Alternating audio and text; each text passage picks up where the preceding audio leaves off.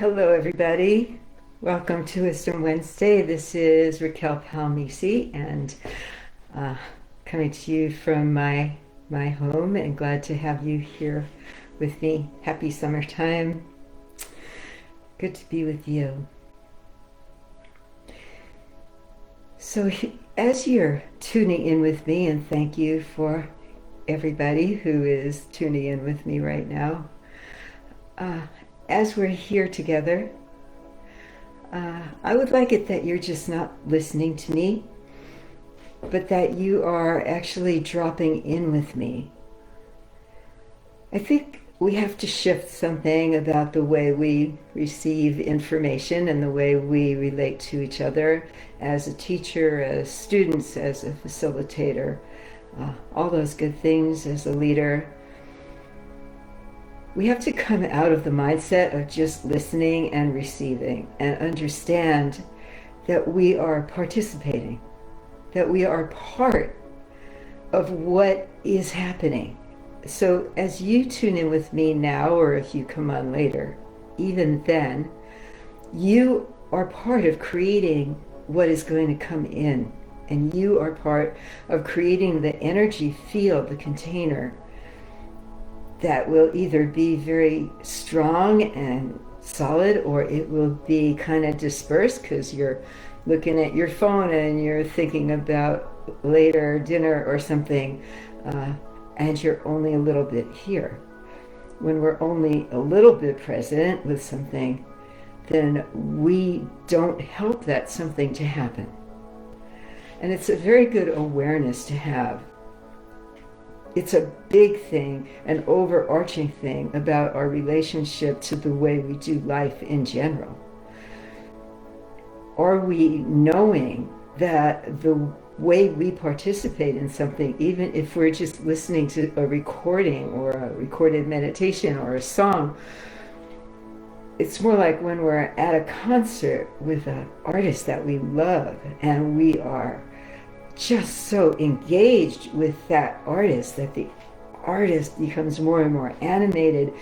The room fills with energy because of our love, our hearts are open, our participation in it.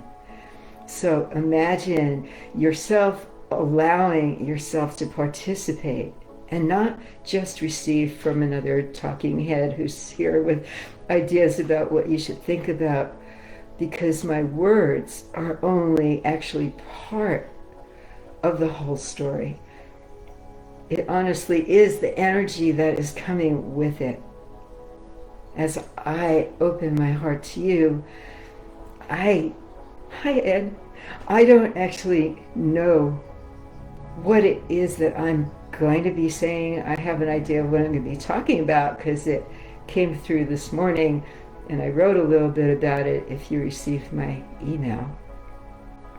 But this is going to be coming in because you're here. Hello, everybody. Hi, Tanny. Hi, Oscar Gold. And because of that, your engagement with me is going to help bring it in a way that you will hear. It's like whatever energies are coming through me or anyone else who is presenting something to you has a lot to do with how that energy flows to you, how you receive it. So feel yourself engaged and drop in with me, because what is coming in to talk about, I believe, is vitally important for all of us to look at and to begin to up-level our being and our thinking about. And it has to do with believing.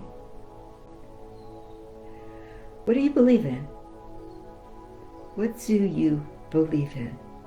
You may find a whole list of things people say. Do you believe in God?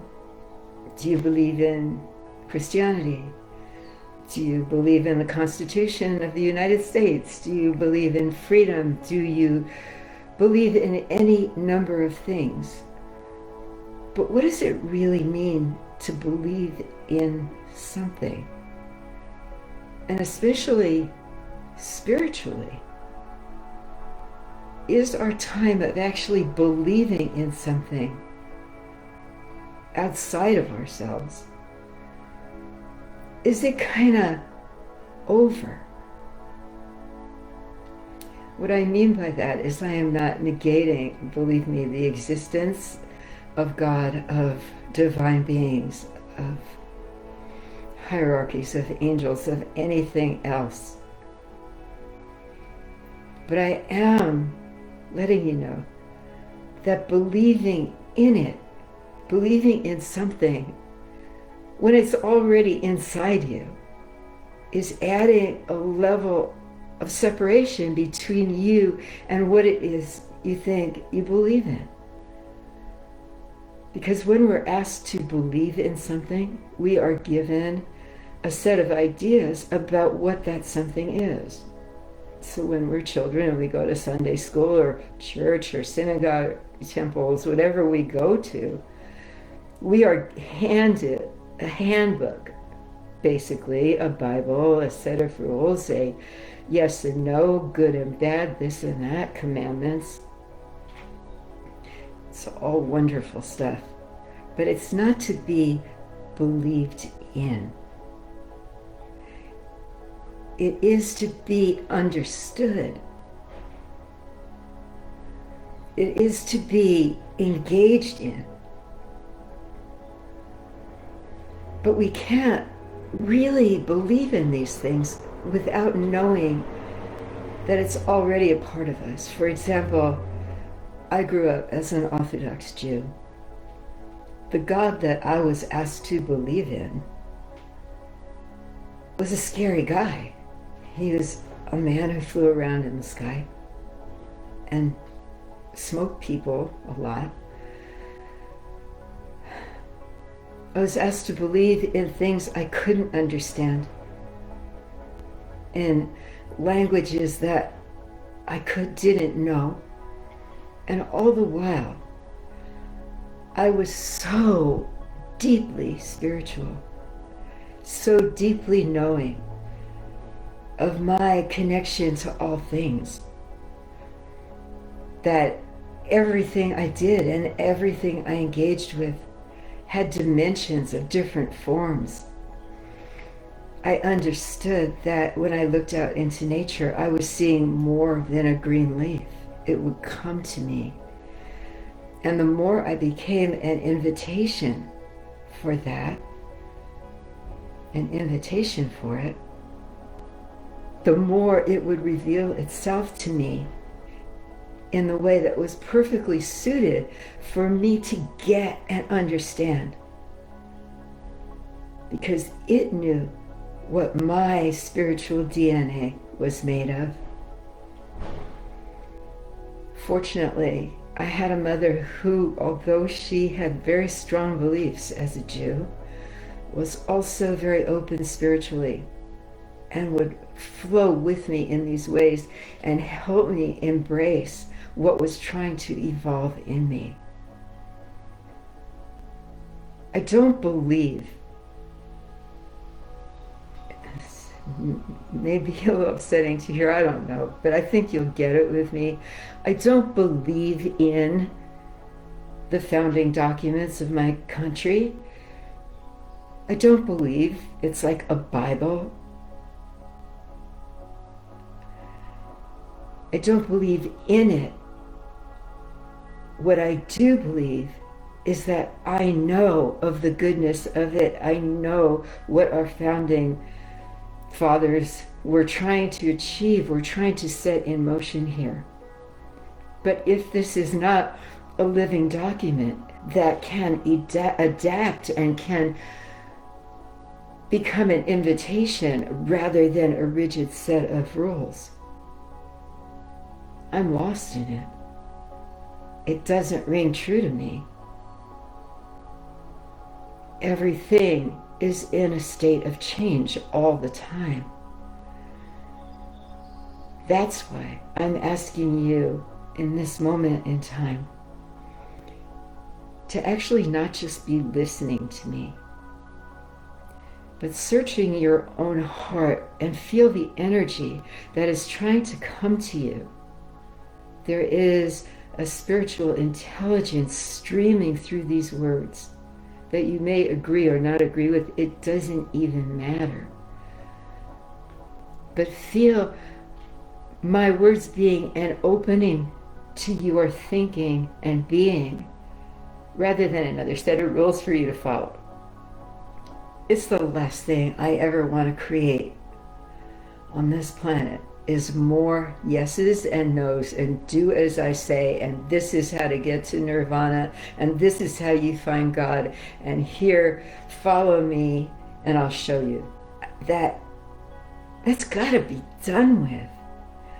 Because until we allow ourselves to sync up with it, to know that we are offering as much as we're getting in our moments, we will continue to look for what to believe in.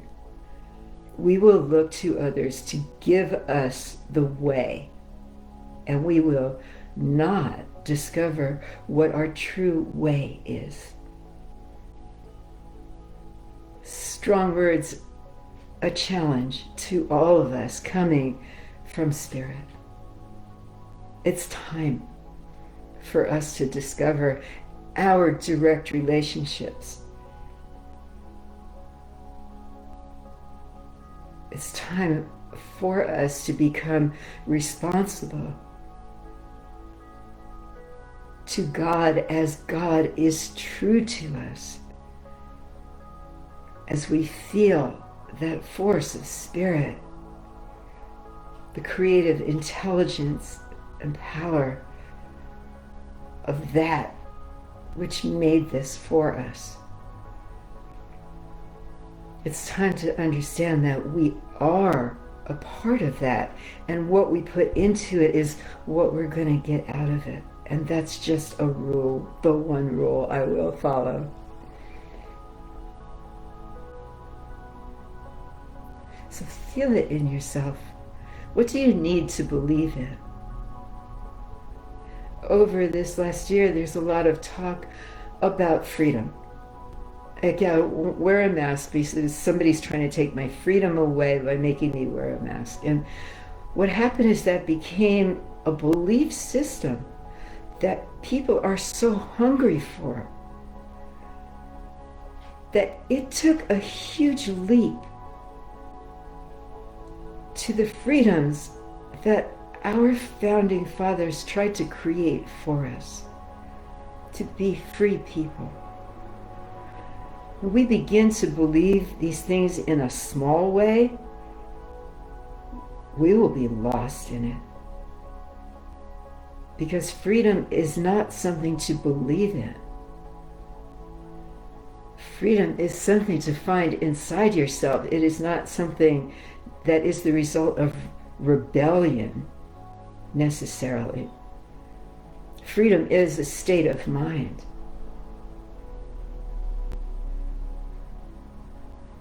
Try to understand that we have great responsibility for the way we live, for the way we take care of each other.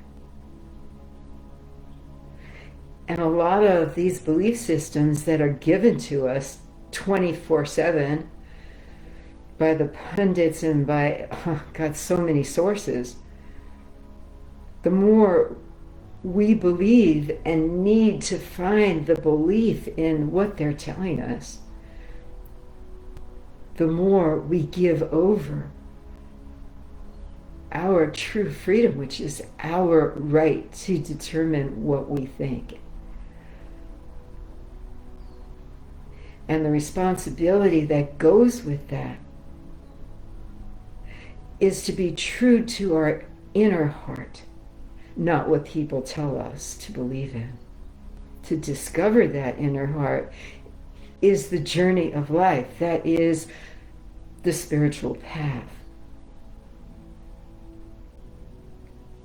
To discover what is true to us means that we discover and get to experience our own inner light, as it comes through us, not as someone else tells us it should look like or sound like, or what we should be like, what we need to do with it, but rather the responsibility to be true to that light, and then to be able to connect with that light energy that is flowing through us and feel the calling in life of how to activate that, what is true to us. And it may be completely different than anything we ever thought we should be doing.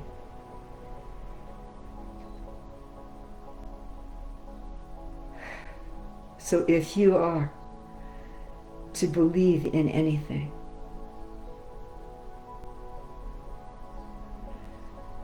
believe in the magnificent creative force and intelligence that flows through us from God.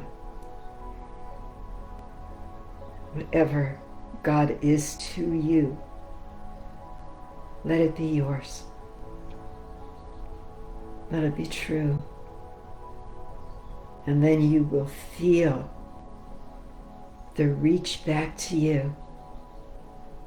And you will know that you are connected and you are living within the framework of spirit.